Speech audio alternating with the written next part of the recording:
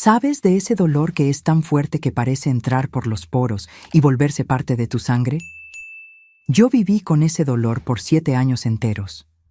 Un dolor que comenzaba en la espalda, subía por la espina y se alojaba en mi garganta cada vez que escuchaba la llave girar en la puerta a las 6 de la tarde. Y junto con el ruido de la llave venía el miedo. Un miedo que hasta hoy, a mis 71 años, me despierta sudando en medio de la noche. Buenos días a quienes están viendo esto. Mi nombre es María de los Dolores Hernández, pero la gente aquí en San Cristóbal, Chiapas, me conoce como Doña María de los Dulces.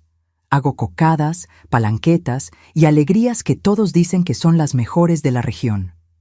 Tengo mi pequeño puesto en la Plaza de la Constitución desde hace más de 40 años. ¿Quién diría, verdad? La niña que un día no sabía si viviría hasta el día siguiente, hoy es conocida por los dulces que hacen la alegría de los niños. Antes de continuar mi historia, quisiera mucho saber desde dónde me estás viendo. Cuéntame en los comentarios de qué ciudad eres y, si puedes, deja ese like y suscríbete al canal, porque cada suscripción me da más valor para seguir contando lo que mucha gente prefiere barrer debajo de la alfombra. Nací en 1954, en una casita color terracota al final de la calle de los Arcos, la parte más pobre de San Cristóbal, un pueblo pequeño donde todos se conocían o al menos creían conocerse. Porque los secretos quedaban bien guardados dentro de las paredes, y nuestra casa terracota, con las ventanas de madera siempre cerradas, guardaba los peores. Mi padre, don Jeremías, trabajaba en el municipio como fiscal, hombre respetado en la ciudad, mano firme para golpear la mesa, voz gruesa de hacer temblar el suelo. Iba a la iglesia todos los domingos, se sentaba en la primera fila, cantaba los himnos más alto que todos. Era el primero en llegar a las reuniones del barrio, el último en salir de la cantina de la esquina. Hombre de palabra, decían por ahí, padre de familia ejemplar. Mi madre, doña Cleofas, era maestra de primaria, cabello siempre recogido en un chongo apretado, vestido debajo de la rodilla, uñas cortadas al ras. Tenía una postura rígida, una manera de mirar por encima de los anteojos que hacía que cualquier alumno travieso volviera a su lugar. En casa era callada, obediente, como la sombra de mi padre. Una sombra que aumentaba y disminuía de acuerdo con el humor de él. Éramos solo nosotros 3 en la casa terracota. Mi madre tuvo otros hijos, pero ninguno sobrevivió. Yo fui la única que sobrevivió. Milagro de Dios, decía ella. A veces pienso que el verdadero milagro habría sido no sobrevivir. Me habría ahorrado mucho dolor. La casa era simple pero limpia. Recuerdo el olor a cera en el piso, el brillo de los pocos muebles, los rebozos de crochet que mi madre hacía para cubrir cada superficie. Tenía un patio con unos árboles de mango, un guayabo y un lavadero donde yo jugaba en los días calurosos. La casa terracota, mi cielo y mi infierno particular. Hasta los 7 años, mi vida era normal. Iba a la escuela, jugaba con las vecinas, ayudaba a mi madre con pequeñas tareas. Mi padre era estricto, daba unas nalgadas cuando desobedecía, pero nada fuera de lo común para la época. Así es como se criaban los hijos, a base de nalgadas, de cinturonazos, de varas de membrillo. Nadie cuestionaba. Pero todo cambió cuando cumplí 8 años. Recuerdo exactamente el día. Era mi cumpleaños. Me regalaron un vestido azul con bolitas blancas y una muñeca de trapo que mi madre hizo a escondidas. Estaba tan feliz que ni noté la mirada diferente de mi padre durante la comida. Una mirada que aprendí a reconocer después. Mirada de quien planea. Aquella noche mi madre salió para la vigilia en la iglesia. Era común. Todos los primeros viernes del mes había vigilia y ella nunca faltaba. Me quedé sola con mi padre, algo que ya había ocurrido otras veces. Generalmente, él me mandaba a dormir temprano y se quedaba en la sala escuchando la radio, pero ese día fue diferente. «Ven acá, María», me llamó desde la cocina. «Ven a ayudar a tu papá». Fui con la muñeca nueva bajo el brazo. Él estaba recargado en la pila, mirando hacia el fogón de leña. Mira esa pila, niña, está sucia. Tu madre no la lavó bien. Miré la pila. Para mí parecía limpia, pero discrepar con mi padre no era opción. Voy a llamar a mamá cuando regrese, dije bajito. No, tú la vas a lavar ahora. Traté de explicar que era muy pequeña, que no alcanzaba bien, que el agua fría de la llave lastimaba mis dedos en aquel invierno ligero de Chiapas. Pero no hubo manera. Subí a un banquito, comencé a lavar los pocos platos, hice lo mejor que pude, pero como cualquier niña de 8 años, hice cosas de niña. Derramé agua, dejé jabón en los trastes, no sé qué bien. Fue cuando comenzó. ¿Ves por qué tu madre nunca quiso otros hijos después de ti? Porque vio que no sirves para nada. Las palabras dolieron más que cualquier golpe. Bajé la cabeza. Continué intentando limpiar. Las lágrimas nublaban mi visión. Ni para eso sirves. Una inútil. ¿Sabes lo que pasa con una niña inútil? Merece castigo. Él tomó la escoba que estaba en la esquina de la cocina. Una escoba de palma con mango de madera.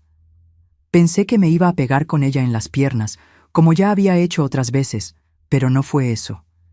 Quítate la ropa. Me congelé. No entendí bien. ¿Por qué una niña de 8 años se quitaría la ropa en la cocina? ¿Qué pasa? ¿Estás sorda? Quítate la ropa ahora. El miedo me paralizó. Abracé la muñeca con más fuerza. Papá, hace frío. ¡Quítate esa ropa! El grito fue tan fuerte que solté la muñeca al suelo. Con manos temblorosas me quité el vestido nuevo. Me quedé solo en calzones, encogida, tratando de cubrirme con los brazos flacos. Todo. Me quité todo y ahí, desnuda en medio de la cocina, sentí una vergüenza que nunca había sentido antes. Una vergüenza mezclada con miedo, con confusión. ¿Por qué un padre querría ver a su hija así? Él tomó la escoba, apoyó el mango de madera en mi barriga, fue bajando despacio. Sentí el frío de la madera en la piel. Cerré los ojos. Mírame. No pude. Mantuve los ojos cerrados, el cuerpo temblando. Mírame. Abrí los ojos. Vi a un hombre que ya no era mi padre. Era un monstruo con su cara, un monstruo de ojos hambrientos. Lo que pasó después no lo voy a describir en detalle. No por vergüenza. Esa ya la lavé hace tiempo. Sino porque hay niños viendo este video y no quiero poner en sus cabecitas las imágenes que todavía viven en la mía. Solo diré que dolió. Dolió tanto que pensé que iba a morir. El palo de la escoba. Él lo usó de una manera que ningún objeto debería ser usado, que ninguna niña debería sentir, que ningún padre debería hacer. Cuando terminó, yo estaba sangrando. Él me tiró la ropa encima. Si le cuentas a alguien, te mato a ti y a tu madre. Ahora limpia ese piso. Apenas podía ponerme de pie. Limpié mi propia sangre del piso de la cocina mientras él volvía a la sala, a la radio, como si nada hubiera ocurrido, como si no hubiera destrozado a su hija minutos antes.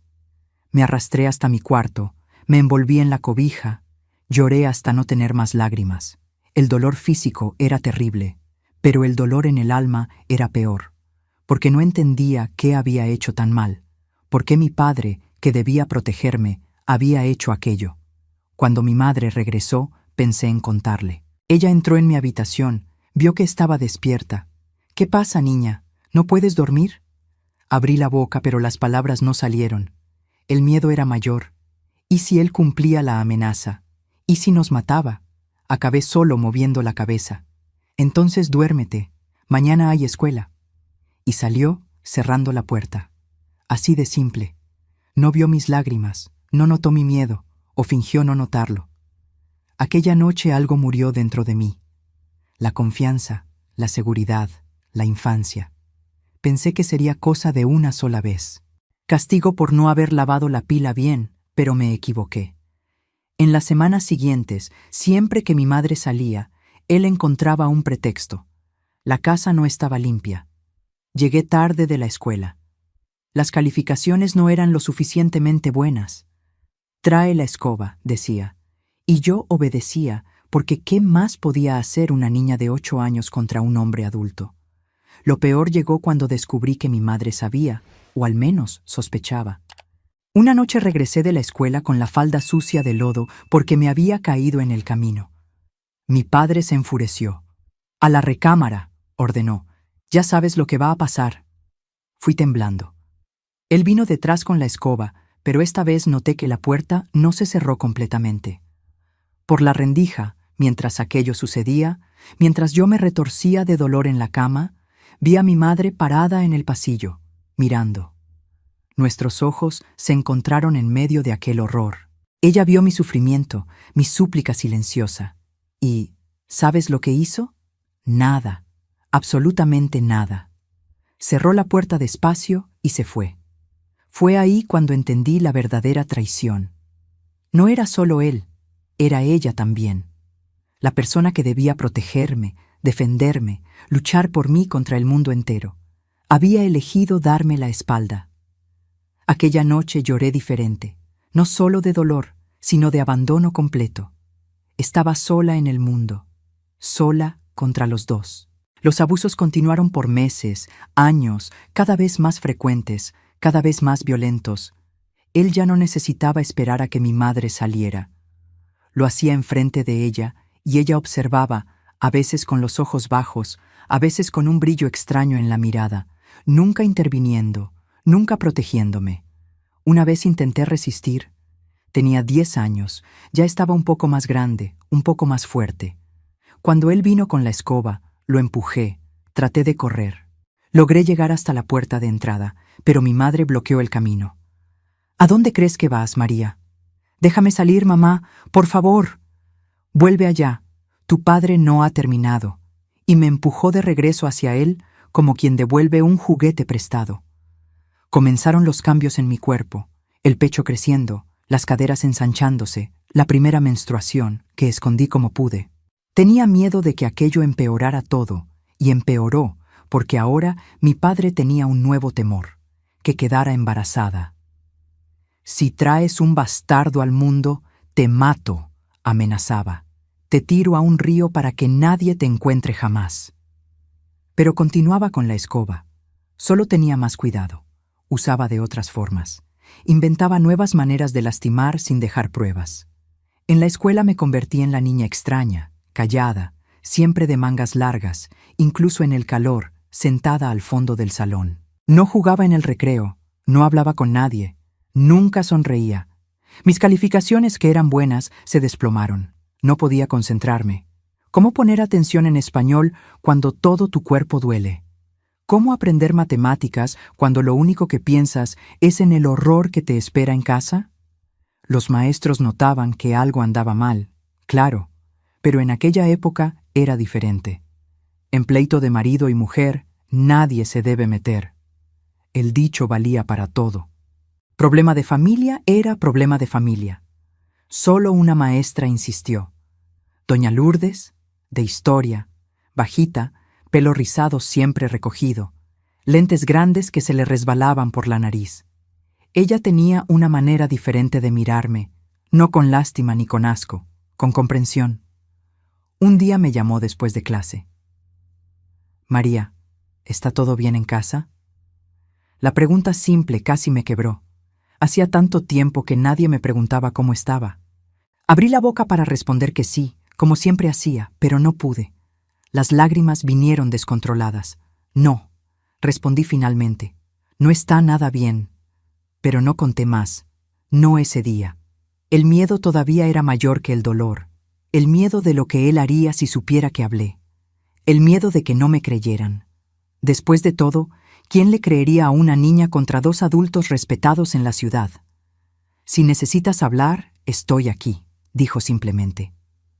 Y por primera vez en años, sentí que no estaba completamente sola.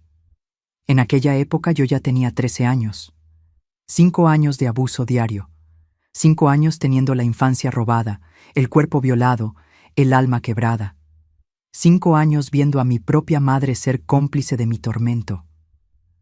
5 años queriendo morir cada noche y despertando decepcionada por seguir viva a la mañana siguiente. Fue cuando todo empeoró aún más. La casa terracota ya no era solo mi infierno. se había convertido en mi prisión completa. Mi padre comenzó a cerrar con llave las puertas cuando salía, a prohibirme que hablara con cualquier persona. La escoba, siempre la misma, apoyada en la esquina de la cocina como una amenaza constante. Yo la miraba y temblaba incluso cuando estaba sola. Comencé a tener pesadillas terribles. Despertaba gritando, sudada. A veces mojaba la cama, con 13 años, lo que solo daba más motivo para castigos. En la escuela apenas hablaba, apenas vivía, pero una chispa de rabia comenzó a crecer dentro de mí. Una rabia pequeña al principio, que fue aumentando cada día. Rabia de la injusticia, del dolor, de la traición. Rabia que se convirtió en valor cuando entendí una cosa.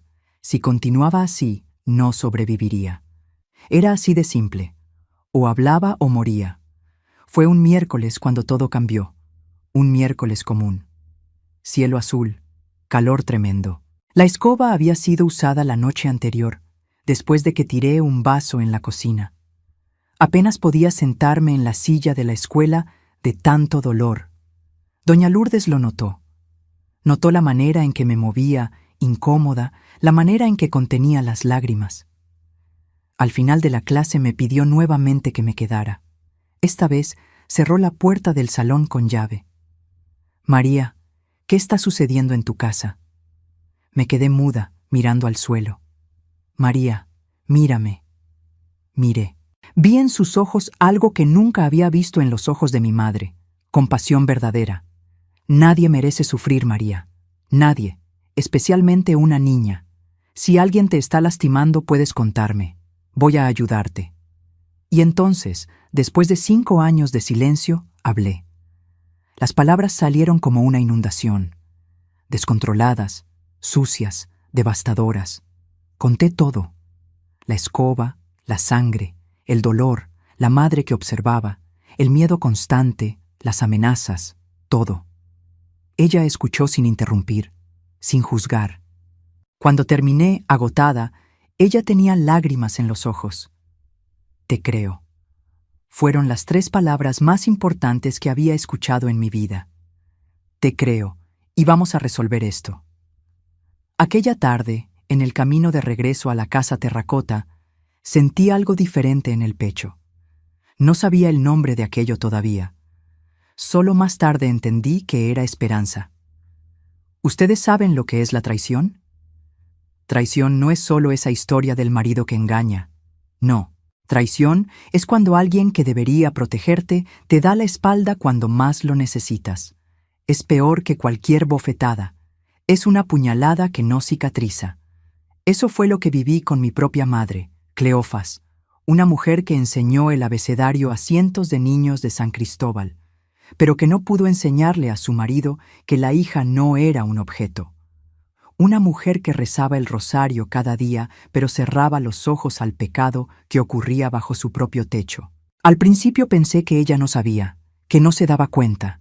¿Cómo podía una madre ver a su hija de 8 años cojeando de dolor y no preguntar nada?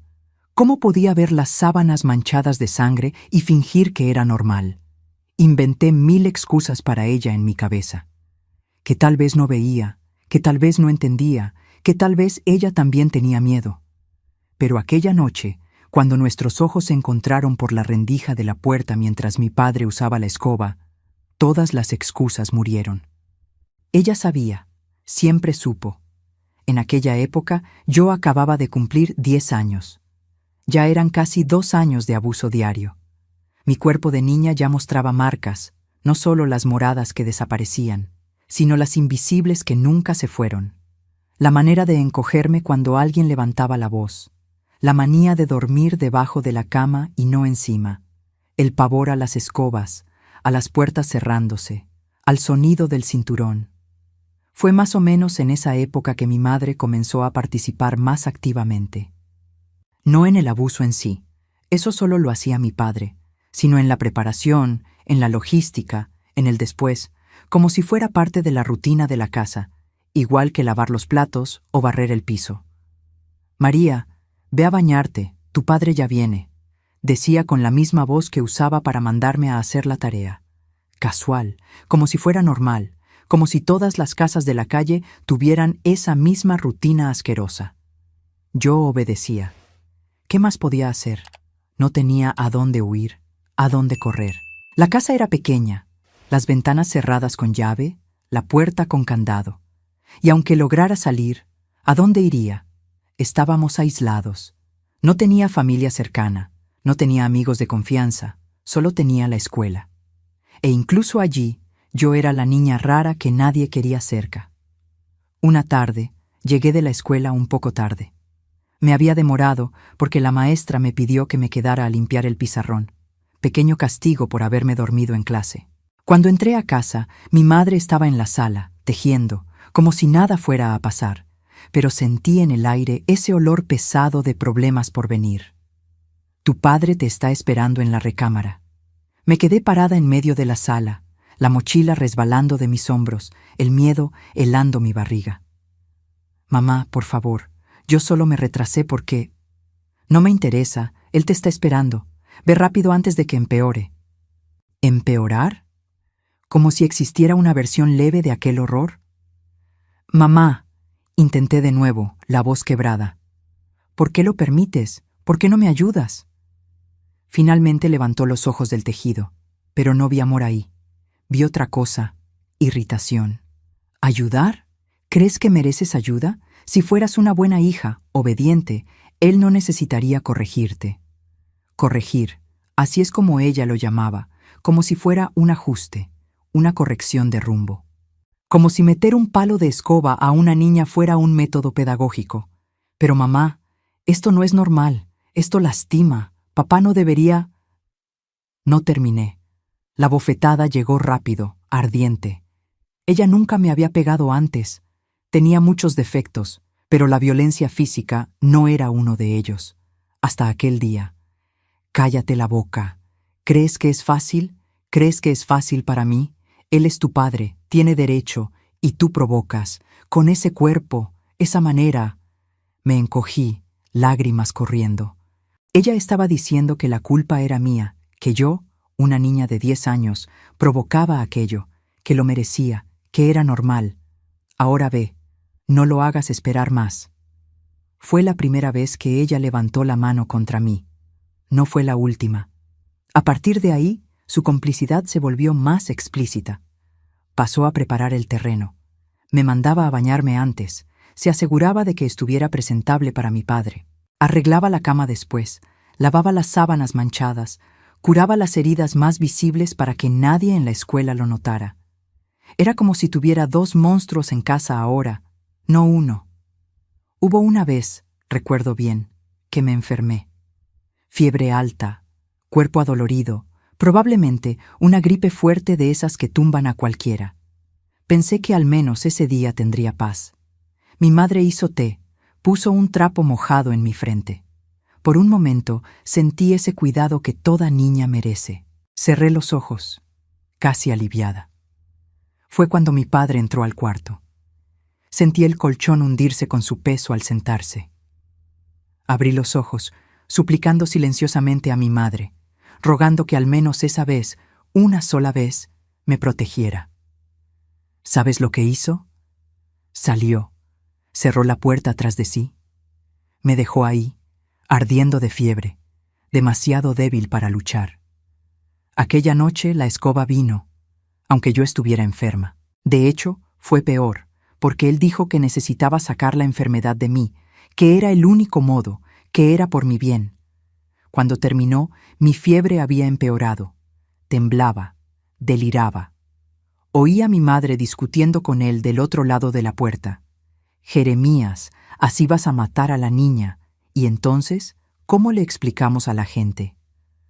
No era preocupación por mí, era miedo del escándalo, de lo que los vecinos dirían. Para ella, yo ni siquiera era una persona, era solo una potencial vergüenza pública. Estuve en cama una semana. En la escuela mandaron un recado preguntando por mi ausencia. Mi madre respondió con letra cuidada.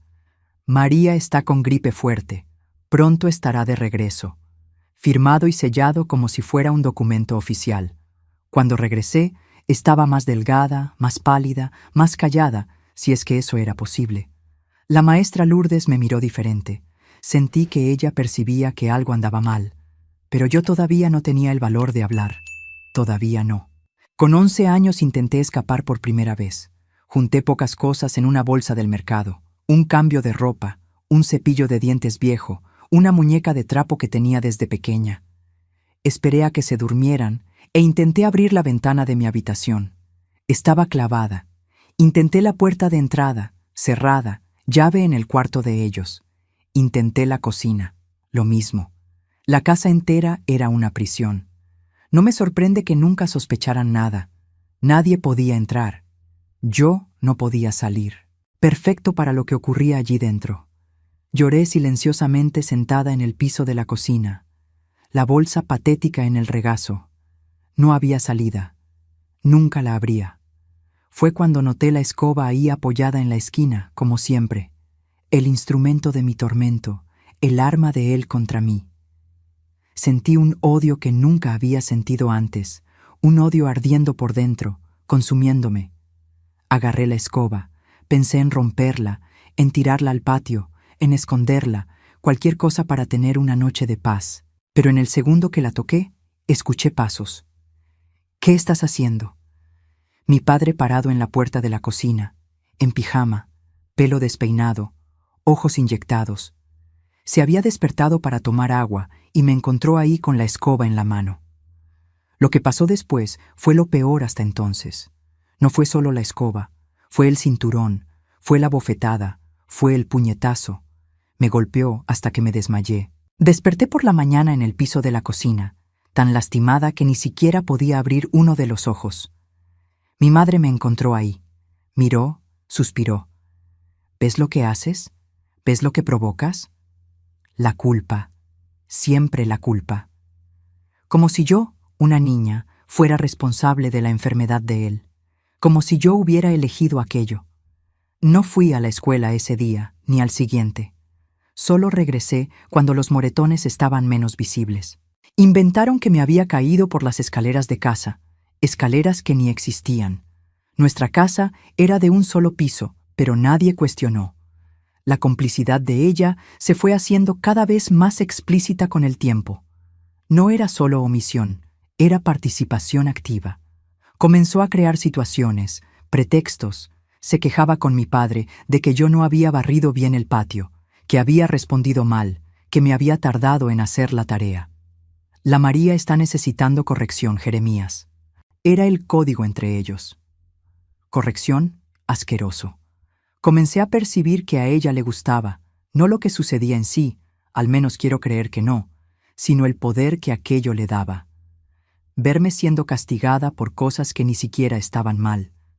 Verme sufrir mientras ella observaba, superior, correcta, limpia. Una tarde llegué de la escuela y ella estaba diferente, agitada, arreglada. Se había puesto el vestido bueno que normalmente solo usaba para ir a la iglesia. «Hoy vamos a la casa de tu tía Margarita», anunció. «Tu padre va a trabajar hasta tarde. Nosotras dos vamos a cenar allá». Tía Margarita ni siquiera era tía de verdad. Era una amiga de ella que vivía del otro lado de la ciudad. Raramente íbamos allá. No entendía el cambio repentino, pero sentí una pequeña esperanza. Una noche fuera de casa, una noche sin él, una noche de paz.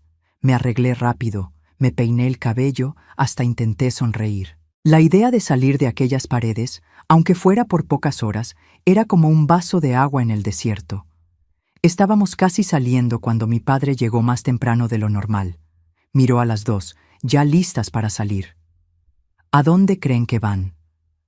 «A casa de Margarita», respondió mi madre, la voz ya sumisa. «Solo a cenar. Regresamos temprano». Cambié de opinión. Necesito a las dos aquí. Y eso fue todo. Ella ni siquiera cuestionó. Se quitó el rebozo, la chaquetita. Volvió a la cocina para preparar la cena, como si no tuviera ninguna importancia, como si la promesa de una noche de alivio para su hija no significara nada. Aquella noche lloré en la almohada hasta quedarme dormida. No por el abuso, ya había ocurrido como casi todas las noches. Lloré por la traición, por la facilidad con que ella renunció a protegerme, por la certeza de que entre él y yo, ella siempre lo elegiría a él. Con 12 años ya había perdido cualquier esperanza. Vivía como autómata. Iba a la escuela, volvía a casa, recibía golpes, sufría el abuso, dormía, despertaba, repetía todo como una zombi. Los maestros notaban que algo andaba mal, claro. Mis calificaciones, que ya no eran buenas, se volvieron pésimas. Apenas hablaba, apenas comía, parecía un fantasma caminando por los pasillos. Recuerdo una vez que la maestra de educación física llamó a mi madre a la escuela. Yo me había negado a cambiarme de ropa para el ejercicio. No quería que nadie viera los moretones en mis piernas. La maestra lo encontró extraño. Insistió. Acabé llorando en una esquina de la cancha. Doña Cleofás, María anda muy extraña, no participa, no se relaciona. Hoy tuvo una crisis en mi clase. ¿Ha pasado algo? Espiaba desde la puerta, escuchando la conversación en la sala de maestros. Vi a mi madre arreglada como siempre, chongo impecable, uñas limpias, cara de santa. María siempre ha sido una niña difícil, maestra. Desde pequeña da problemas, es mentirosa, inventa cosas, llama la atención. Pero los moretones, se cae sola, tropieza, se golpea. No sé de dónde sacó ese modo tan torpe. Ni yo ni su padre somos así. La maestra parecía querer decir algo más, pero desistió. Mi madre tenía ese modo, ¿sabes? De hacer que la gente dudara de lo que estaba viendo, de voltear la verdad al revés con tanta convicción que hasta tú misma empezabas a creer. Volvimos a casa en silencio aquel día. Cuando llegamos, ella finalmente habló. ¿Estás satisfecha? Casi me haces pasar vergüenza en la escuela. ¿Qué van a pensar de mí y de nuestra familia? No respondí. No había qué decir. La vergüenza de ella era más importante que mi dolor. Siempre lo fue. Aquella noche, por primera vez, ella observó todo de cerca, sentada en la silla del rincón del cuarto, mirando mientras mi padre usaba la escoba. Sus ojos nunca dejaron los míos. Una mirada de advertencia, de amenaza, una mirada que decía, ¿ves lo que pasa cuando intentas contar? Fue la peor noche de mi vida hasta entonces. No por el dolor físico, ya estaba medio anestesiada a esas alturas. Fue peor por el simbolismo, por la confirmación final de que no tenía a nadie de mi lado, que los dos juntos eran un muro infranqueable. Nunca más intenté contar a nadie en la escuela. ¿Para qué? Mi madre lo desmentiría. Me haría parecer loca, mentirosa, problemática, y el castigo sería peor. Así que me cerré aún más. Me volví una cáscara vacía. Aprendí a salir de mi cuerpo durante los abusos, a fingir que estaba en otro lugar, que era otra persona. Aprendí a no llorar, porque las lágrimas solo les daban más placer a ellos. Aprendí a ser invisible aún estando visible. El tiempo fue pasando. 12 años, 13 años, el cuerpo cambiando, los abusos empeorando. Ahora existía la nueva preocupación del embarazo. Mi padre tomaba precauciones a su manera, métodos brutales, dolorosos, humillantes. Mi madre ayudaba, revisando mi ropa interior cada mes para asegurarse de que había menstruado.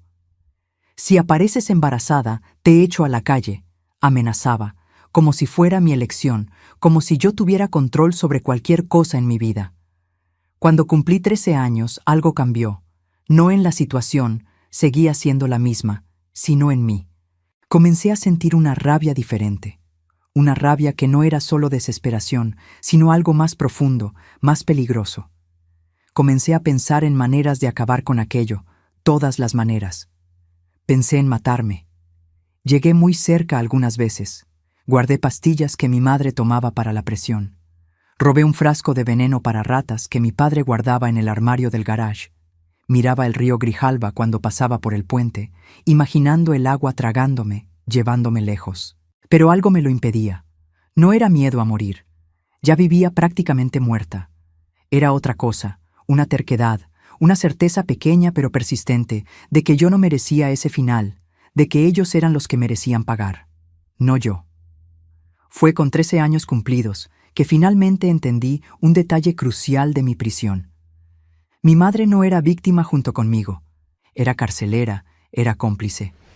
Ella no ayudaba a mi padre a pesar de amarme. Ella ayudaba porque me odiaba, tal vez porque yo era la prueba viva de los problemas de su matrimonio. Tal vez porque yo era el motivo por el cual ella no podía salir de aquella casa y recomenzar su vida. Tal vez porque en el fondo ella simplemente no tenía dentro de sí aquello que llaman amor maternal.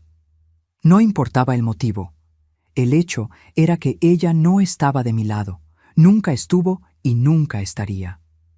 Esta percepción, por más dolorosa que fuera, fue liberadora, porque entendí que no podía contar con ella para salir de aquella situación, que necesitaba encontrar otra salida, otra persona, otra forma. Y fue entonces que recordé las palabras de la maestra Lourdes: si necesitas hablar, estoy aquí. ¿Será que ella realmente estaba? ¿Será que alguien en algún lugar del mundo estaba realmente de mi lado? ¿Valdría la pena arriesgar? No tenía mucho que perder. Si continuaba en aquella casa con aquellos monstruos, no sobreviviría mucho más. Si intentaba hablar y salía mal, bueno, al menos lo habría intentado. Aquella noche, acostada en la cama después de otro abuso, tomé mi decisión.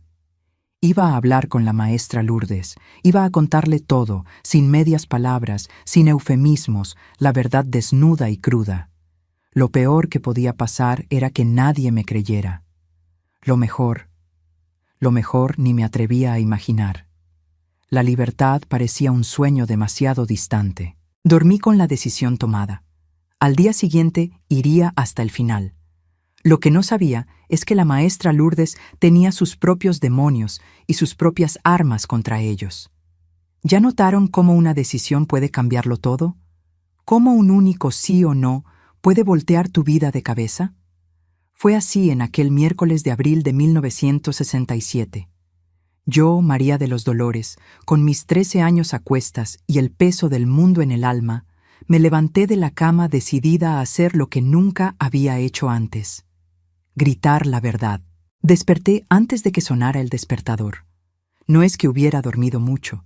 El sueño ya era un lujo que no conocía desde hacía años, pero aquel día tenía un hormigueo diferente en el cuerpo, una mezcla de miedo con valor que nunca había sentido antes. Me arreglé con cuidado. Escogí la única falda sin remiendos que tenía, la blusa menos desteñida. Me peiné despacio, mirándome en el espejo roto del baño. ¿Quién era aquella niña de ojos hundidos mirándome? Ni yo misma me reconocía ya. «María, ¿estás tardando demasiado?» La voz de mi madre atravesó la puerta, siempre fiscalizando, siempre controlando. «Ya voy», respondí automáticamente. Fue cuando noté algo extraño en mi reflejo, una expresión que no veía desde hacía mucho tiempo. Determinación. Parecía otra persona, parecía mayor, más fuerte. Parecía alguien que sí podía cambiar su propia historia. El desayuno fue igual a todos los otros. Pan duro, café aguado, silencio pesado. Mi padre ya había salido hacia el municipio. Mi madre arreglaba sus cosas para ir a la escuela donde daba clases. Comimos sin conversar, como siempre. Antes de salir, ella me dio las instrucciones de siempre. Directo a casa después de la escuela. No hables con nadie en el camino. Si te demoras, ya sabes lo que te espera. Asentí. Bajé la cabeza como siempre hacía, pero por dentro, por primera vez, pensé: no, hoy no voy a obedecer. Hoy todo cambia. El camino hasta la escuela nunca pareció tan largo. Eran solo unos 15 minutos caminando, pero aquel día cada paso parecía importante, definitivo, como si cada uno me llevara más cerca no solo de la escuela, sino de la libertad. Llegué más temprano de lo normal. Los pasillos todavía estaban vacíos, las aulas cerradas. Me senté en una banca del patio, esperando. Las manos me sudaban. ¿Y si ella no me creía? ¿Y si le contaba a mi madre? ¿Y si todo empeoraba aún más? El miedo era real. Tenía buenos motivos para sentirlo, pero la determinación era mayor.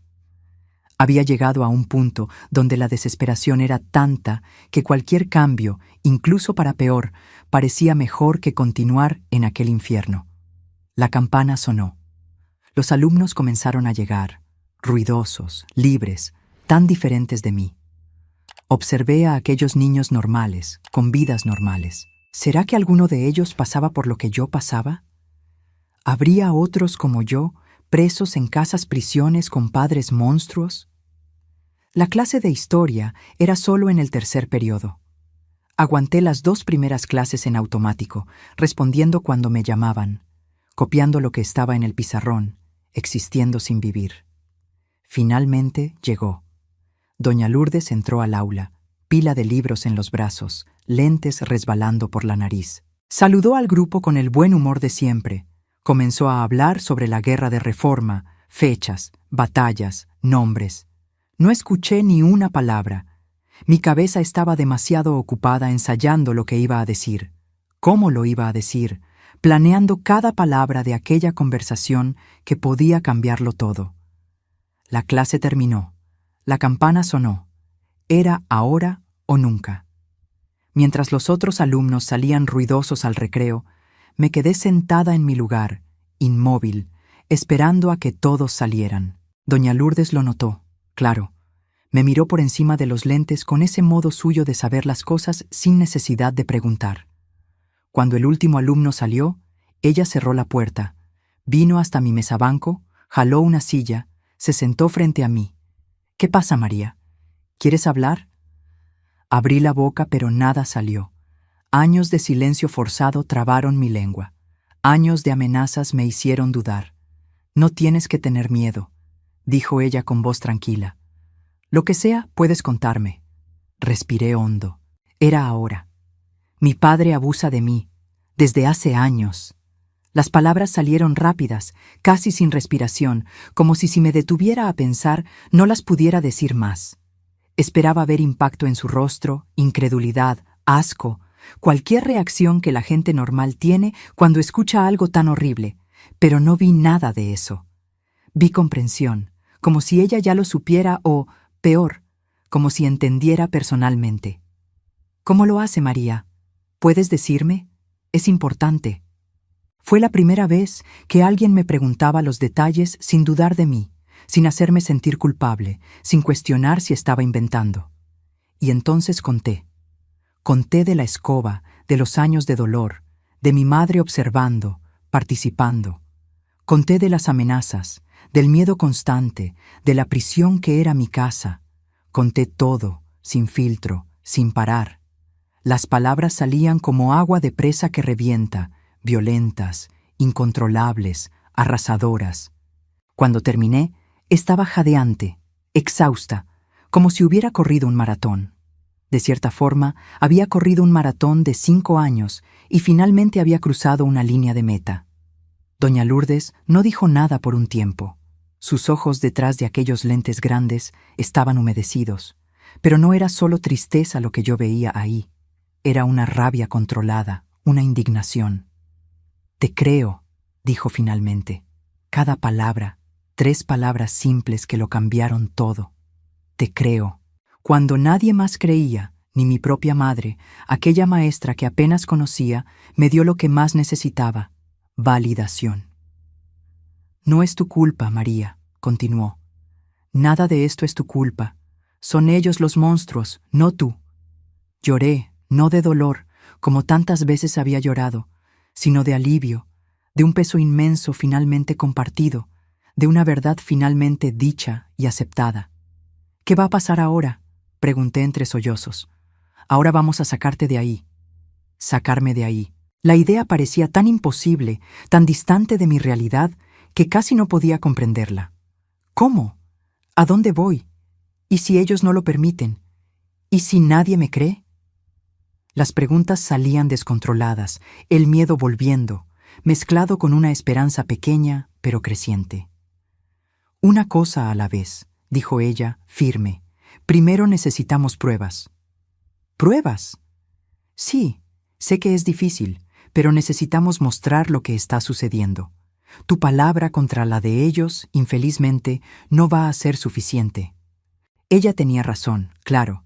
Mi madre era maestra respetada, mi padre funcionario del municipio, ciudadanos ejemplares a los ojos de todos. ¿Quién le creería a una niña problemática contra dos adultos decentes? ¿Qué tipo de pruebas? ¿Los moretones? Necesitamos documentarlos y... vaciló, como si estuviera tomando una decisión difícil. Necesito contarte algo, María, algo que pocos saben. Esperé, curiosa, a pesar del miedo.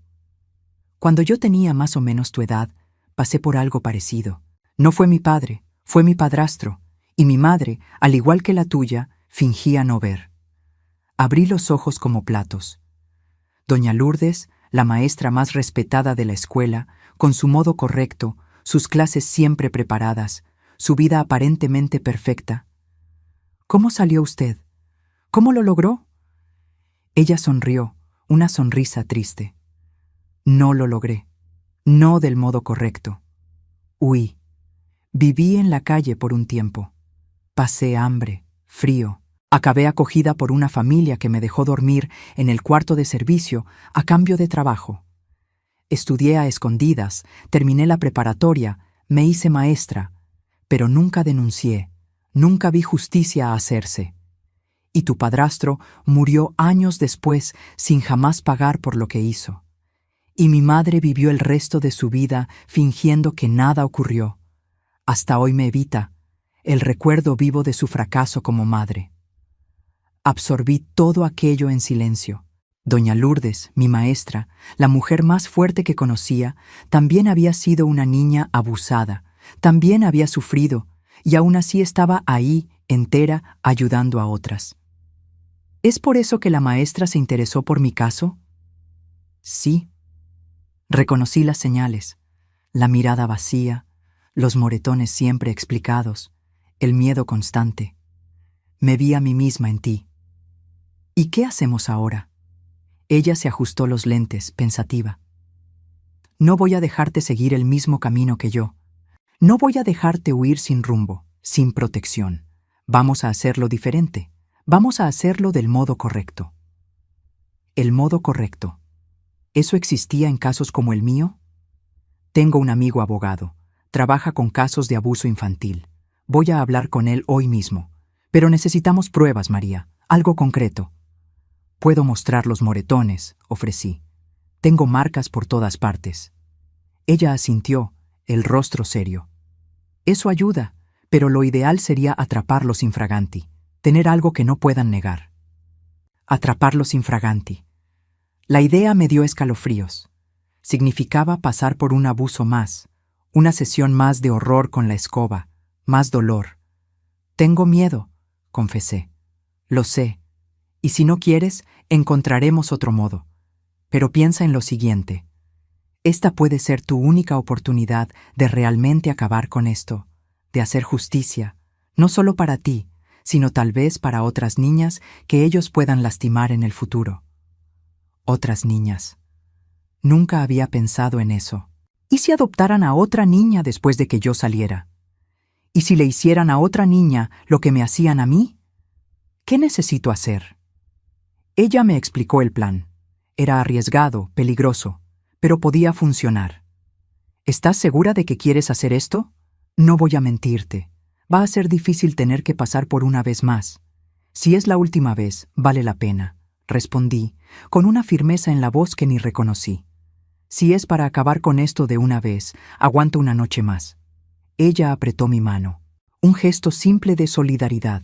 El primer contacto humano genuinamente cariñoso que recibía en años. Eres muy valiente, María, más de lo que yo fui a tu edad. No me sentía valiente. Me sentía aterrorizada, pero también, por primera vez, me sentía esperanzada. Tenía un plan, tenía una aliada, tenía una oportunidad. El resto del día pasó en un borrón. Volví a casa después de la escuela, como siempre. Hice mi tarea, ayudé en la cocina, me comporté exactamente como cualquier otro día. Por dentro temblaba. Por dentro contaba las horas. Mi padre llegó. Cenamos en silencio, como siempre. Mi madre habló de la escuela, de una reunión de maestros. Él habló del municipio, de un problema con la licitación del asfalto. Conversación normal, conversación de familia normal. La hipocresía de todo aquello El teatro que montaban hasta para ellos mismos me daba náuseas. ¿Cómo podían? ¿Cómo podían fingir que éramos una familia común cuando por la noche él entraba a mi cuarto con una escoba en la mano? Después de la cena me mandaron a bañarme e ir a dormir. Obedecí. Me acosté en la cama, corazón acelerado, manos sudando. ¿Funcionaría? ¿Sería esta realmente mi última noche en aquel infierno? Alrededor de las 10, escuché sus pasos en el pasillo, el crujido de la puerta abriéndose, el ruido de la escoba apoyándose en la pared. «Levántate». Su voz, como siempre, fría, autoritaria, de quien sabe que será obedecido. Obedecí como siempre. Miré una última vez hacia la ventana, hacia la noche afuera, hacia la libertad que tal vez finalmente estuviera a mi alcance. Era la hora de acabar con todo aquello. Lo que sucedió en las 2 horas siguientes fue horrible, como siempre. La diferencia es que esta vez, por primera vez, tenía un propósito. Cada segundo de dolor era un segundo más cerca de la libertad. Cada lágrima derramada era combustible para mi determinación. Y al final, cuando todo terminó, cuando él salió del cuarto, satisfecho con otra noche de tortura, no me sentí derrotada como siempre. Me sentí victoriosa, porque sabía que esa había sido la última vez. La última vez que aquel hombre me tocaba, la última vez que aquella escoba me lastimaba, la última vez. El plan estaba en marcha, y nada volvería a ser como antes. Al día siguiente fui a la escuela como siempre, solo que esta vez llevaba conmigo más que libros en la mochila. Llevaba las pruebas que necesitábamos y la certeza de que estaba a punto de romper las cadenas que me aprisionaban desde hacía tanto tiempo. La maestra Lourdes me esperaba en la puerta de la escuela. En sus ojos veía la misma determinación que sentía en los míos. Ya no éramos solo maestra y alumna, éramos compañeras de batalla, sobrevivientes de una guerra que muchos fingían no existir. ¿Estás lista?, preguntó. Respiré hondo. Un mundo entero de posibilidades se abría ante mí. Un mundo sin escobas, sin dolor, sin traición. Más que lista. Juntas caminamos hacia dentro de la escuela, lejos de la pesadilla, en dirección a la libertad que tanto soñaba. La niña silenciada finalmente tenía voz. Y esa voz, después de tanto tiempo callada, estaba lista para hacer ruido. Hay gente que dice que el infierno es lo que viene después de la muerte, pero yo ya conocía el infierno en vida, y aquel día estaba lista para cerrar sus puertas para siempre. Llegué a la escuela con el cuerpo adolorido de la noche anterior, pero con una fuerza nueva dentro de mí. Mochila a la espalda, no solo con cuadernos, sino con la prueba que iba a cambiarlo todo. Me encontré con doña Lourdes antes de la primera clase, en un rinconcito del patio donde nadie podía vernos. ¿Lo conseguiste?, preguntó, la preocupación marcada en la frente arrugada. Saqué de la mochila un trapo envuelto. Dentro de él, la prueba que necesitábamos. Una prueba asquerosa, terrible, pero necesaria. La misma escoba que había sido usada en mí la noche anterior, con marcas que no dejaban dudas sobre lo que había sucedido. «Dios mío», murmuró doña Lourdes, los ojos muy abiertos detrás de los lentes. ¿Y él no notó que desapareció? La cambié por otra parecida que encontré en el almacén de la escuela la semana pasada. Hasta ahora no se han dado cuenta. Había sido un plan arriesgado. Durante semanas observé el almacén de materiales de la escuela. Noté que había varias escobas viejas ahí, acumulando polvo. Un día que el conserje dejó abierto, tomé una, la escondí en la mochila, la llevé a casa y después del abuso de la noche anterior, hice el cambio mientras todos dormían. Una operación peligrosa que podría haber salido muy mal si alguien despertaba, pero no despertaron. Y ahora teníamos la prueba irrefutable de lo que ocurría en aquella casa terracota. «Tenemos más». Mostré los moretones recientes, las marcas en los muslos, en la espalda, en lugares que ninguna caída accidental podría justificar. Tomé fotos escondidas con la cámara que doña Lourdes me había prestado días antes. «Fuiste muy valiente», dijo, guardando el cuerpo del delito en una carpeta especial. «Ahora me toca a mí hacer mi parte». Acordamos el siguiente paso. Yo iría normalmente a casa después de clase, como si nada hubiera cambiado. Seguiría la rutina de siempre. Mientras tanto, doña Lourdes llevaría las pruebas al abogado amigo de ella. Irían a la policía, al juzgado de menores, a quien fuera necesario. ¿Cuánto tiempo va a demorar?, pregunté ansiosa. La idea de pasar una noche más en aquella casa me daba escalofríos. Voy a hacer lo posible para que sea hoy mismo, pero puede demorar un poco más. Depende de la burocracia, de los turnos. ¿Aguantas un poco más? Aguantaba. Claro que aguantaba. Había aguantado 5 años. Podía aguantar algunas horas más sabiendo que estaba cerca del final. Solo ten cuidado de no dejar que ellos noten nada diferente. Sigue actuando normalmente. Si sospechan que algo cambió... No necesitó completar la frase. Yo sabía lo que pasaría si ellos sospechaban. Tenía la cicatriz del último intento de fuga para recordármelo. Voy a fingir que nada cambió, prometí. Hacer todo como siempre. La escuela pasó como un borrón aquel día. No conseguí prestar atención a nada. Mi mente estaba demasiado ocupada con lo que estaba por venir, con la posibilidad real de liberación, con el miedo de que algo saliera mal. Cuando la campana del último periodo sonó, sentí un escalofrío en la barriga. Era hora de volver a la casa terracota, tal vez por última vez. En el camino, todo parecía diferente. Las mismas calles de siempre, pero vistas con otros ojos. Los mismos vecinos saludando, pero con otra perspectiva. ¿Será que ellos sabían? ¿Será que sospechaban? ¿O será que realmente creían que éramos una familia común, normal, feliz? Llegué a casa a la hora de siempre. Mi madre ya estaba ahí, corrigiendo exámenes en la mesa de la cocina. Me miró por encima de los lentes.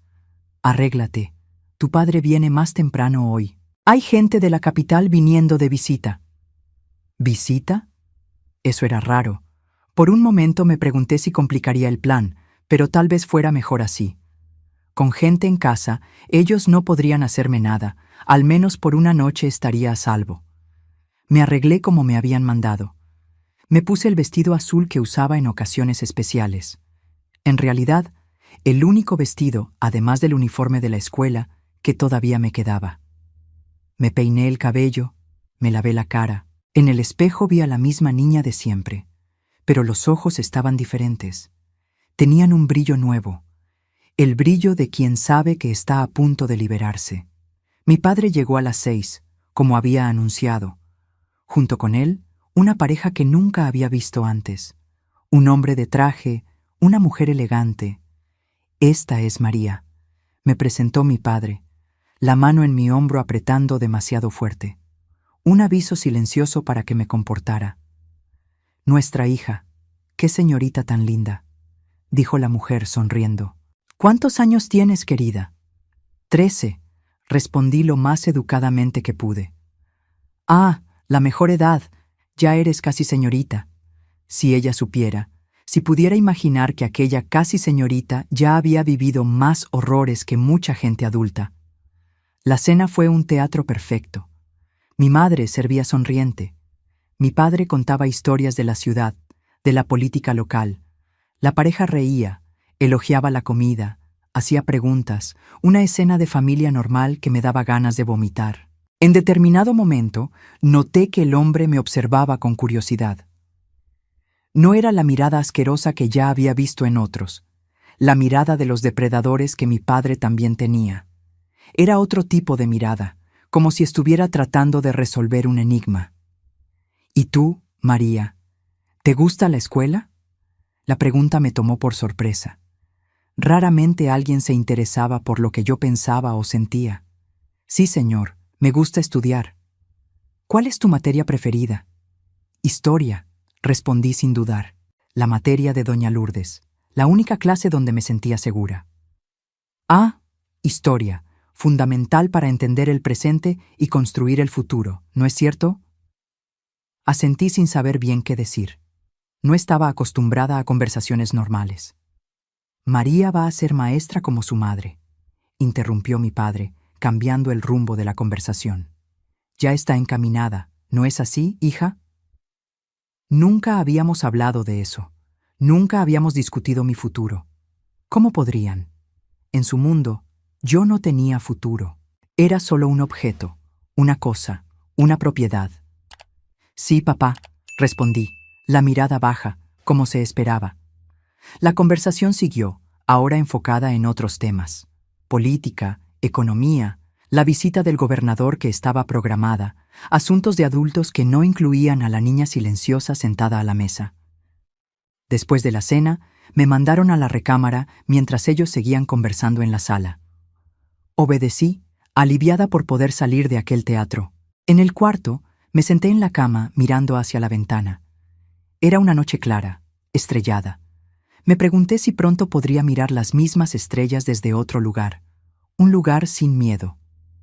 Estaba casi dormida cuando escuché un ruido en la puerta de entrada. Voces alteradas, alguien tocando. Corazón acelerado, me acerqué a la puerta del cuarto tratando de escuchar. ¿Qué significa esto? La voz de mi padre, alterada. No pueden entrar así a mi casa. Tenemos una orden, señor Hernández. Una voz desconocida, firme, oficial. Contuve la respiración. Estaba sucediendo. El plan había funcionado. Habían venido a buscarme. Los minutos siguientes fueron caóticos. Voces elevándose. Mi madre llorando. Puertas golpeando. Y entonces, golpes en la puerta de mi habitación. María, ¿estás ahí? Una voz femenina que no conocía. Sí, respondí, la voz temblorosa. ¿Puedes abrir la puerta, por favor? Somos del juzgado de menores. Estamos aquí para ayudarte. Abrí la puerta con manos temblorosas.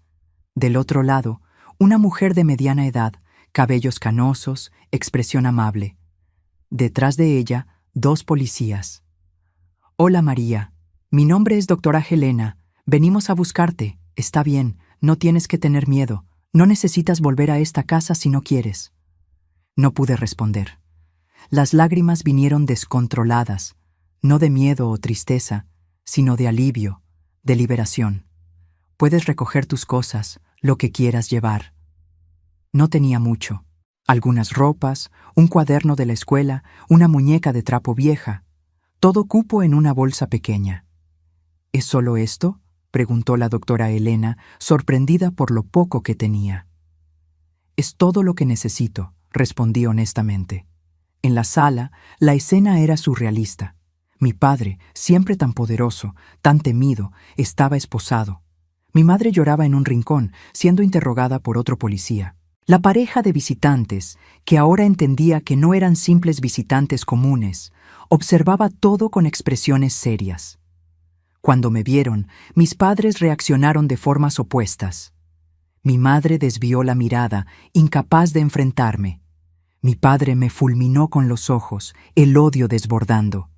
Mentirosa, malagradecida, después de todo lo que hicimos por ti. Cállese, señor, ordenó uno de los policías. Ya está en una situación bastante complicada.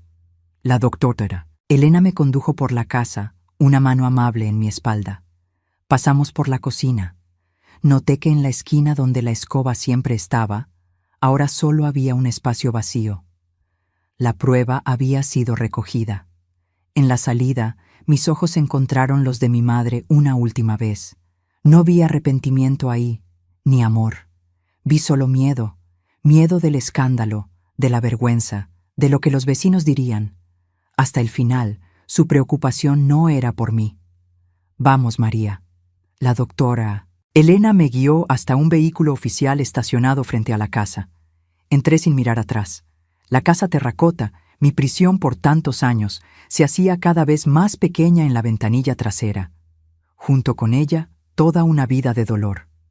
En el auto, sentada entre personas que ni conocía, pero que ya me trataban con más humanidad que mis propios padres, finalmente respiré. Un suspiro profundo, como si estuviera respirando por primera vez. ¿A dónde vamos?, pregunté, percibiendo que no sabía lo que sucedería ahora. Al hospital primero, explicó la doctora Helena. Necesitamos que te examinen. Después vamos a llevarte a un lugar seguro, un albergue temporal, hasta que resolvamos tu situación de forma permanente. hospital, albergue. Palabras que deberían asustarme, pero que sonaban como música. Cualquier lugar era mejor que la casa terracota. ¿Y mis padres? Tu padre va a quedar detenido. Tu madre, bueno, eso dependerá de la investigación, de tu testimonio también. ¿Mi testimonio? Mis palabras finalmente tendrían peso. Finalmente serían escuchadas, consideradas, creídas. Tengo una maestra, comencé, vacilante. Doña Lourdes, ella me ayudó. Quisiera verla. Sí, conocemos a la maestra Lourdes. De hecho, nos está esperando en el hospital. Fue ella quien trajo tu caso hasta nosotros. Sonreí por primera vez en mucho tiempo. Doña Lourdes había cumplido su promesa. Me había ayudado a escapar de una manera que ella misma no consiguió cuando era joven. El hospital era grande, iluminado, lleno de gente. Me llevaron a una sala reservada donde una doctora me examinó con cuidado y respeto. Tomó fotos de los moretones, anotó todo, hizo preguntas difíciles pero necesarias. Cuando terminó, dijo palabras que nunca olvidé. Eres muy fuerte, María. Más fuerte que muchos adultos que conozco. No me sentía fuerte. Me sentía pequeña, asustada, perdida, pero también, por primera vez en años, me sentía segura. Después del examen me llevaron a otra sala, y ahí estaba ella, doña Lourdes. Cabello recogido como siempre, lentes en la punta de la nariz, una sonrisa cansada pero satisfecha. «Lo lograste», corrí a abrazarla. Algo que nunca había hecho antes. «No, María, lo logramos. Tú hiciste la parte más difícil». Permanecimos abrazadas un tiempo. Dos sobrevivientes del mismo tipo de infierno. Dos generaciones unidas por el dolor, pero también por la esperanza de días mejores. «¿Qué pasó?», pregunté cuando finalmente nos separamos. «¿Cómo fue todo tan rápido?». Ella me contó mientras comíamos un refrigerio que alguien había traído. Me contó que llevó la escoba y las fotos a su amigo abogado, que quedó horrorizado, que fueron directamente al juzgado de menores, donde encontraron a una jueza sensible a casos de abuso, que la jueza, viendo las pruebas irrefutables, emitió inmediatamente orden de cateo, de detención preventiva para mi padre y determinación de alejamiento del hogar para mi madre hasta que se aclarara el nivel de involucramiento de ella. ¿Y sabes? La pareja que estaba en tu casa eran trabajadores sociales encubiertos. Estaban allí para observar la dinámica familiar antes de que llegara la policía. Fue una coincidencia que aparecieran justo hoy. Tu padre los había invitado para una reunión sobre un proyecto del municipio. Acabó siendo perfecto para el momento de la operación. Por eso el hombre me miraba de aquel modo extraño. No me estaba juzgando, me estaba evaluando, buscando señales de abuso, de miedo, de sufrimiento. ¿Y ahora qué va a pasar conmigo? Por ahora irás a un albergue, pero... vaciló, como si no supiera si debía continuar. Yo hablé con la jueza, pedí autorización para ser tu tutora temporal. Si tú quieres, claro. Me quedé sin palabras. ¿Vivir con doña Lourdes? Era más de lo que podía esperar, más de lo que me atrevía a soñar. ¿La maestra haría eso por mí? Lo haría contigo, María. No es caridad, es justicia. Es darte la oportunidad que yo no tuve cuando estaba en tu situación. Mordí mis labios para no llorar de nuevo. No tenía más lágrimas. De todas formas, estaba vacía y llena al mismo tiempo. Vacía de miedo, llena de posibilidades. Quiero mucho. Ella sonrió, aquella sonrisa gentil que me había dado esperanza desde el principio. Entonces vamos a pedírselo a la jueza. Estoy segura de que lo considerará seriamente. Aquella noche dormí en un cuarto del albergue. Era simple, con varias camas, otras niñas en situaciones parecidas a la mía, pero era limpio, era seguro. Y por primera vez en años, dormí sin miedo. Desperté con la luz del sol entrando por la ventana. Por un momento quedé desorientada. ¿Dónde estaba? ¿Por qué no estaba en el cuarto oscuro de la casa terracota? Y entonces recordé. Estaba libre. La pesadilla había terminado. Las otras niñas ya se arreglaban para el desayuno. Algunas me miraban con curiosidad, otras con indiferencia. Todas tenían sus propias historias, sus propios traumas. Éramos diferentes pero también parecidas, sobrevivientes. Fui llevada a declarar formalmente en la Delegación de Protección a la Infancia aquel día. Fue difícil, doloroso, contar todo una vez más para personas extrañas, ver sus reacciones de horror, de compasión, a veces de duda. Pero lo hice. Conté todo sin omitir nada. La escoba, las noches, mi madre observando, los años de silencio forzado. Cuando terminé, el delegado, un hombre de mediana edad con aspecto de padre de familia, dijo algo que me marcó. Tu testimonio va a ayudar a condenarlos, María, pero más importante, va a ayudar a salvar a otras niñas. Tu valor está abriendo puertas para muchas otras denuncias. No me sentía valiente. Me sentía apenas aliviada.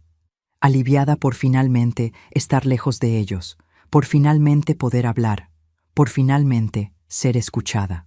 Por la tarde recibí una visita inesperada en el albergue. La doctora Elena, la trabajadora social, acompañada de doña Lourdes y de una mujer que pronto descubrí que era la jueza de mi caso.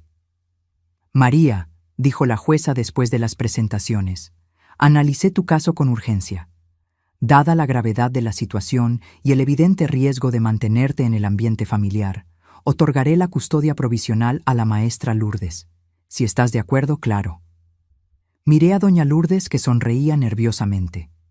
Ella realmente quería acogerme, cuidar de mí, ser mi familia. Estoy de acuerdo, más que de acuerdo. La jueza sonrió aliviada. Perfecto, pueden salir hoy mismo. Necesitamos continuar el proceso legal, claro. Habrá más declaraciones, audiencias. Tus padres tienen derecho a la defensa, pero tú no necesitas verlos más, a menos que quieras. No quería. Nunca más quería ver aquellos rostros, escuchar aquellas voces. Quería olvidar, recomenzar, renacer. ¿Podemos irnos?, pregunté ansiosa. Sí, respondió doña Lourdes. Vamos a casa. Casa. La palabra tenía un nuevo significado. Ahora no era más sinónimo de miedo, de dolor, de prisión. Era promesa de algo diferente, de una nueva oportunidad. Arreglé mis pocas cosas y me despedí de las otras niñas del albergue. Algunas no reaccionaron, sumergidas demasiado en sus propios traumas. Otras sonrieron, me desearon buena suerte. Una más grande me abrazó y susurró: no te olvides de nosotras cuando estés allá afuera. No me olvidaría. ¿Cómo podría? Ellas eran parte de mi historia ahora, parte de mi jornada. En el coche, yendo hacia la casa de doña Lourdes, miré por la ventana. Las calles parecían diferentes, la ciudad entera parecía diferente, más colorida, más viva, más llena de posibilidades. ¿Estás lista para una nueva vida, María?, preguntó doña Lourdes, mirándome por el retrovisor. Respiré profundo. Una vida sin escobas, sin gritos en la noche, sin traiciones maternas. Una vida con escuela, con sueños, con futuro. Estoy más lista que nunca. Y así comenzó mi nueva jornada. El camino no sería fácil.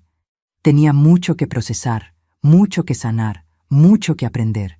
Pero al menos ahora tenía un camino hacia afuera del infierno en dirección a la luz. Y por primera vez desde que tenía uso de razón, tenía esperanza. Esperanza de que lo que viviría de ahí en adelante sería mejor que lo que había dejado atrás. La casa terracota estaba en el pasado, y el futuro finalmente parecía valer la pena. Si me preguntaran cuál es el olor de la libertad, diría que es el olor a tierra mojada después de la lluvia. Fue lo que sentí el primer día en la casa de doña Lourdes, cuando desperté y vi la ventana abierta, sin cerrojos, sin rejas, y el perfume de la mañana húmeda entró por el cuarto.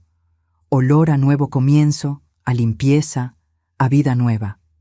La casa de doña Lourdes no era grande ni lujosa. Una casita simple en la colonia de los Maestros, con 2 cuartos, sala pequeña, cocina apretada y un patio lleno de plantas, pero era limpia, clara, llena de libros apilados en todas partes. Y lo más importante, no tenía monstruos escondidos detrás de las puertas. Los primeros días fueron extraños. No sabía cómo comportarme en una casa normal. Quedaba esperando órdenes, permisos para todo, para ir al baño, para tomar agua, para sentarme. El segundo día rompí un vaso sin querer a la hora de la comida. Entré en pánico, me encogí toda, esperando el castigo, la escoba, el grito, pero nada de eso vino. Solo la voz tranquila de doña Lourdes. «Deja, yo lo limpio, querida. No fue nada. Los vasos se rompen. Es normal». Lloré tanto aquel día, no por el vaso, por la normalidad, por el derecho de ser apenas una niña que rompió un vaso, no una pinche cabrona que merece castigo, como diría mi padre. Las semanas siguientes fueron de adaptación, de aprender a vivir sin miedo, de entender que no todos los adultos quieren lastimarte, que no todas las madres abandonan, que no todos los padres abusan. La primera noche que conseguí dormir sin pesadillas fue casi un mes después de la huida. Desperté descansada, confundida por la sensación de paz.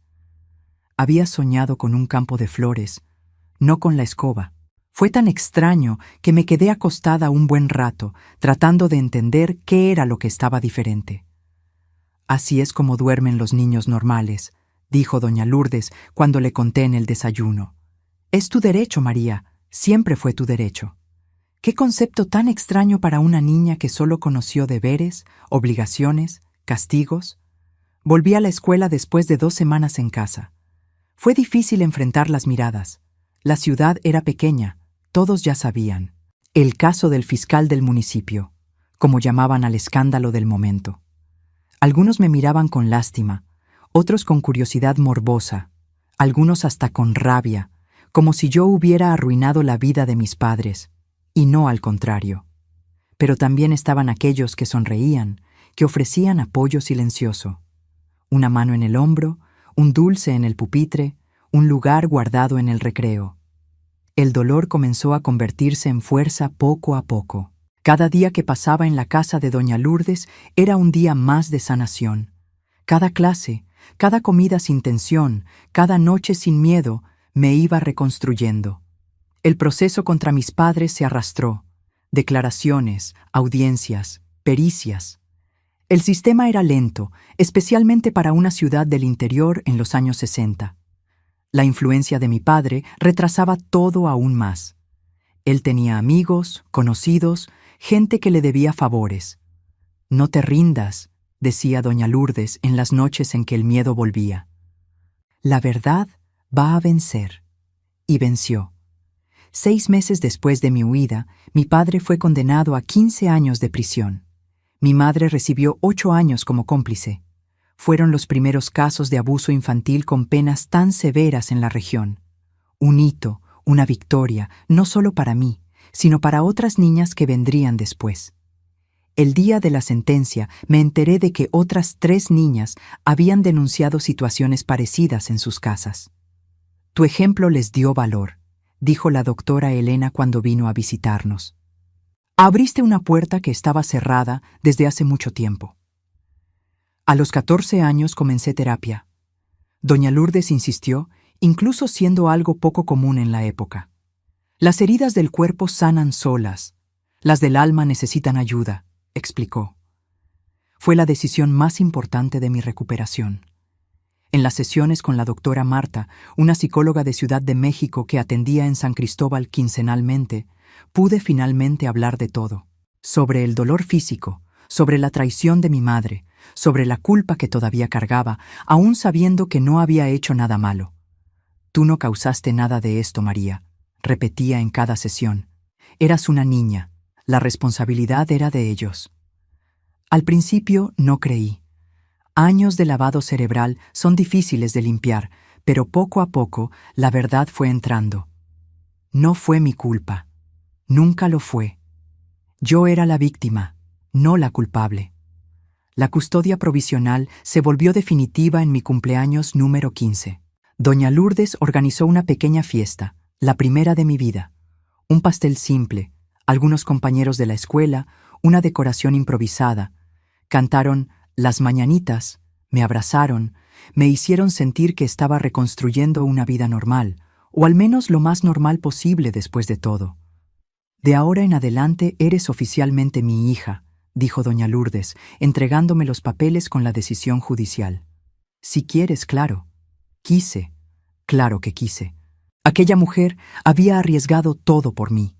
Había enfrentado un sistema, una ciudad, una mentalidad atrasada para salvarme.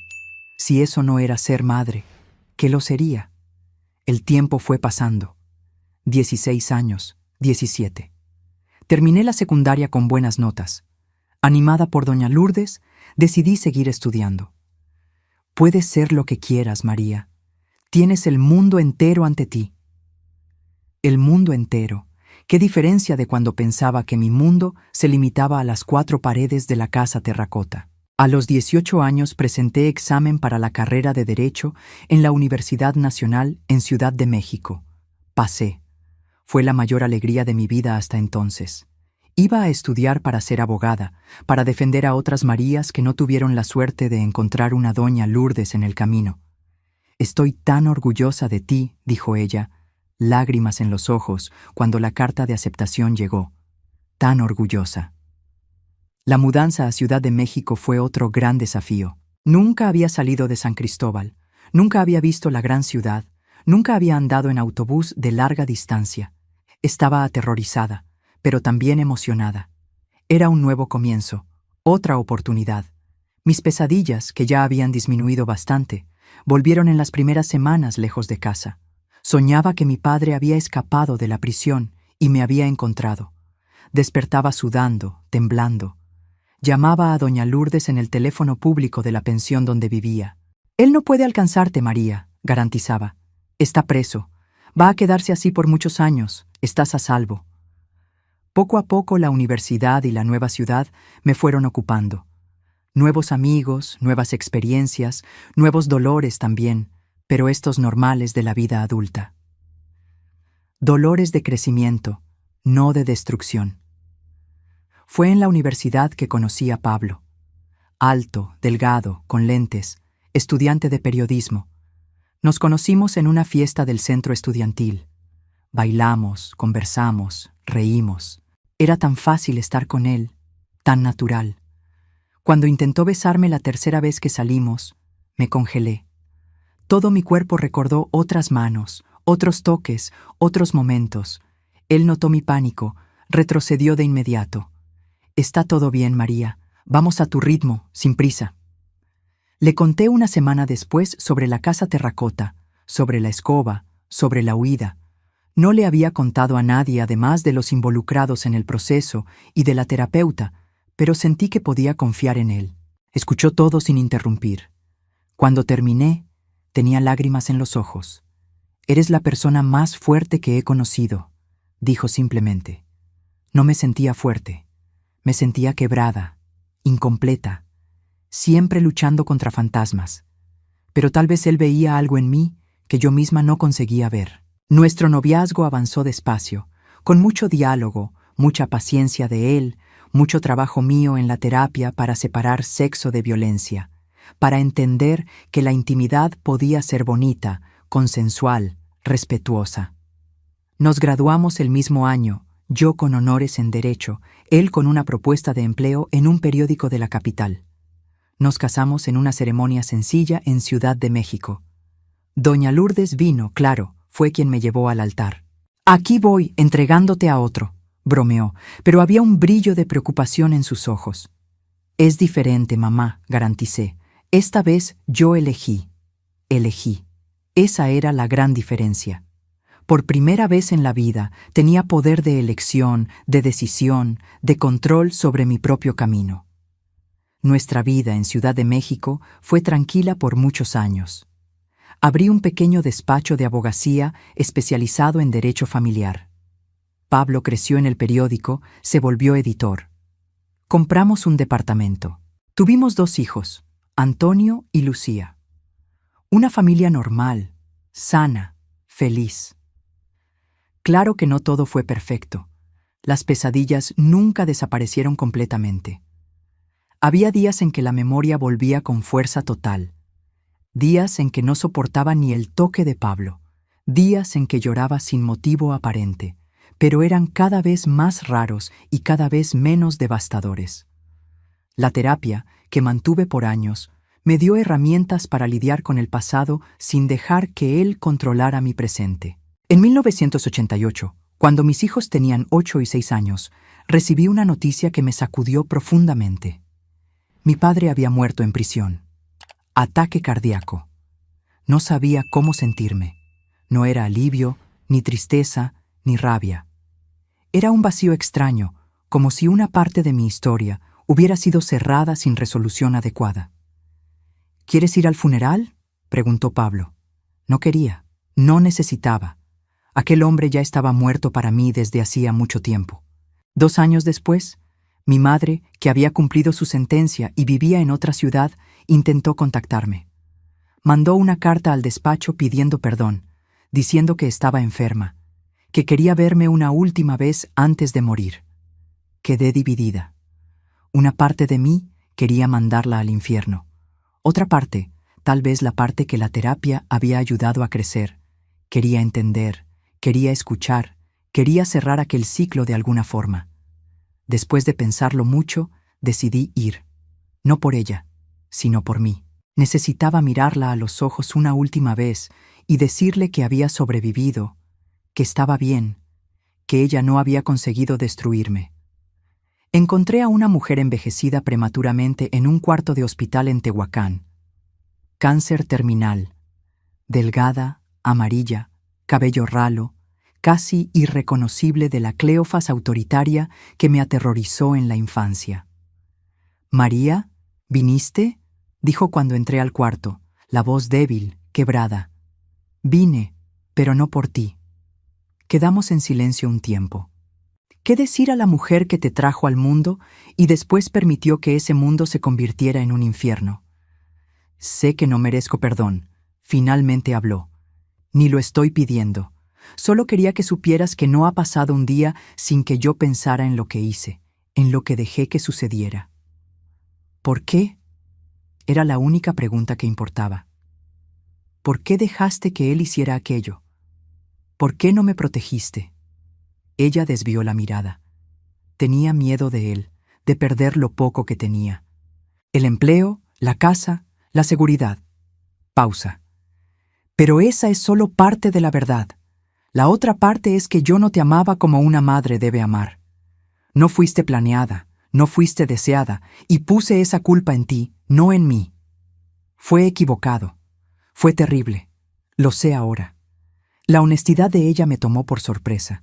Esperaba disculpas vacías, no esta confesión cruda.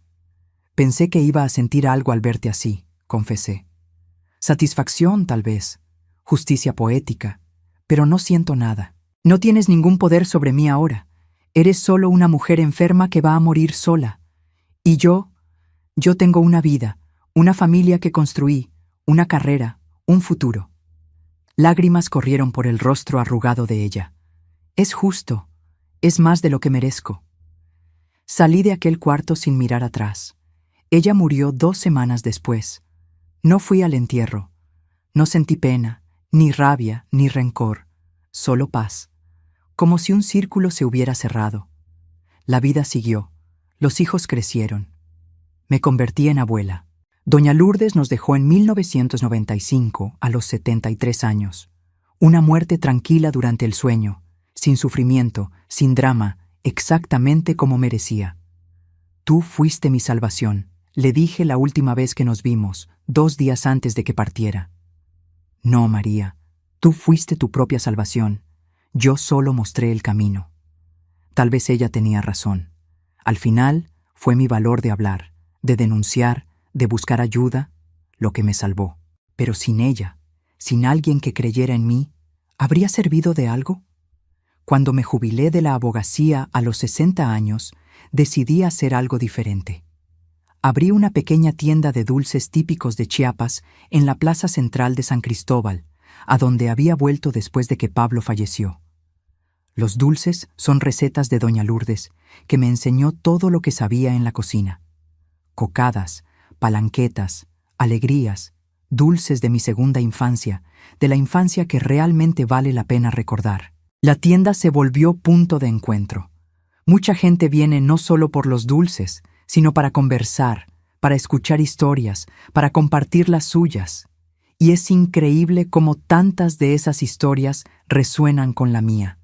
Comencé a percibir que mi caso, infelizmente, no era tan excepcional, que muchas mujeres de mi generación y de las generaciones siguientes habían pasado por abusos parecidos, que el silencio era una prisión compartida por muchas. A los 67 años, acepté una invitación para dar una conferencia sobre mi historia en la escuela local. Fue la primera vez que hablé públicamente sobre todo. Estaba nerviosa, asustada, pero también determinada. Si mi historia podía ayudar a una niña a encontrar el valor para hablar, ya habría valido la pena. La conferencia se convirtió en invitación para otra y otra más. Pronto estaba viajando por el estado, hablando en escuelas, universidades, grupos de apoyo. Mi historia, que por tanto tiempo fue mi vergüenza, se convirtió en mi plataforma para ayudar a otras. Creé un grupo de apoyo en San Cristóbal. Voces en el silencio, lo llamamos. Mujeres de todas las edades, de todas las clases sociales, compartiendo experiencias, sanando juntas, fortaleciéndonos unas a otras. Y ahora, a los 71 años, decidí hacer estos videos, contar mi historia para un público aún mayor. Porque incluso después de tantos años, incluso con tantos cambios en la sociedad, todavía hay niñas presas en casas terracota por todo México. Todavía hay padres monstruos y madres que cierran los ojos. Todavía hay escobas en rincones de cocinas que hacen que niñas tiemblen de miedo. Si estás viendo esto y te identificaste con cualquier parte de mi historia, quiero que sepas, no estás sola, no tienes la culpa y existe salida. Puede parecer imposible ahora.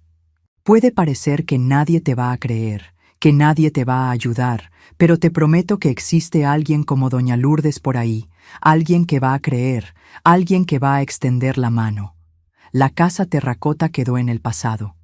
En su lugar, construí una vida colorida, llena de afecto verdadero, de respeto, de dignidad. Tú también puedes. Y si estás viendo esto y conoces a una niña que muestra señales de abuso, el silencio repentino, los moretones inexplicables, el miedo constante, por favor, sé la Doña Lourdes de ella. Pregunta, cree, ayuda. Puede ser su única oportunidad. Hoy mi tienda en la plaza sigue abierta. Mis nietos ya me han dado bisnietos. La casa terracota fue demolida hace años. En su lugar construyeron un pequeño parque infantil. Siempre que paso por ahí, veo niños jugando, riendo, libres, y pienso que finalmente aquel pedazo de tierra encontró redención. Si te gustó mi historia, por favor deja tu like y suscríbete al canal. Esto ayuda a que más personas encuentren estos videos, a que entiendan que no están solas en la lucha. Porque si hay una cosa que aprendí en estos 71 años de vida, es que el ser humano es increíble en su capacidad de reconstrucción, de convertir ruinas en palacios, de transformar casas terracota de terror en hogares coloridos de amor. Soy María de los Dolores Hernández, víctima que se volvió sobreviviente, sobreviviente que se volvió guerrera, guerrera que se volvió abuela contadora de historias. Y mi historia no ha terminado. Mientras haya una niña que necesite escuchar que existe esperanza, mientras haya una mujer que necesite saber que el abuso no la define, mi voz continuará. Porque la libertad tiene olor a tierra mojada después de la lluvia, y después de las tormentas más terribles viene el sol más brillante. Hasta el próximo video. Quédense con Dios.